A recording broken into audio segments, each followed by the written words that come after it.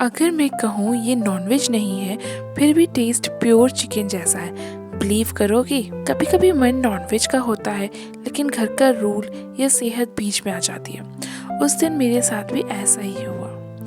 तब मैंने सोचा क्यों ना मशरूम और मटर को ऐसे मसालेदार तरीके से पकाया जाए कि हर बाइट में नॉनवेज वाली फीलिंग आए। तेल, प्याज, भुने मसाले और स्लो कुकिंग। और जब किचन से खुशबू आनी शुरू हुई ना, घर वालों ने पूछा आज क्या चिकन बना है। और जब बताया कि ये मशरूम मटर है, सब शॉक में आ गए। टेस्ट ने सबका ओपिनियन बदल दिया।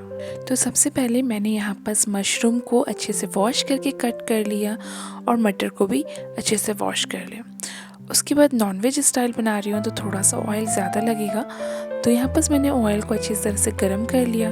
उसमें कुछ खड़े गरम मसाले ऐड किए और उसमें लहसुन अदरक की पेस्ट ऐड कर ली। लहसुन अदरक के पेस्ट पे क्वांटिटी थोड़ी ज़्यादा है क्योंकि ये नॉनवेज स्टाइल है, तो 3 टेबलस्पून लहसुन अदरक का पेस्ट ऐड किए और ऑनियन को स्लाइस में कट करके इसमें ऐड कर लिया। तो 3 मीडियम साइज़ के प्याज थे, उसे स्लाइस में इस तरह से कट कर लिया और इसमें ऐड कर लिया और इसे तब तक भूने जब तक वो हल्का सा पिंकिश ब्राउन कलर के नहीं हो जाते। जब ये स्टेज पे पहुंच जाए तब इसमें हम ऐड कर लेंगे मशरूम और मटर। इन्हीं भी 1 मिनट फ्राई कर लेंगे।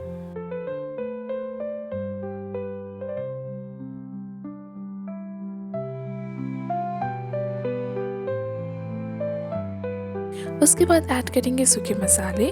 तो मैंने यहाँ पर हाफ टी स्पून हल्दी पाउडर, 1 टीस्पून कश्मीरी लाल मिर्च पाउडर, 1 टीस्पून तीखी वाली लाल मिर्च पाउडर, धनिया पाउडर, नमक और थोड़ा सा चिकन मसाला पाउडर भी इसमें ऐड कर लिया, जिससे नॉनवेज स्टाइल बिल्कुल टेस्ट आए। और 2 खड़ी लाल मिर्च ऐड कर लें। इन्हें डाल के अच्छे से मिक्स कर दें।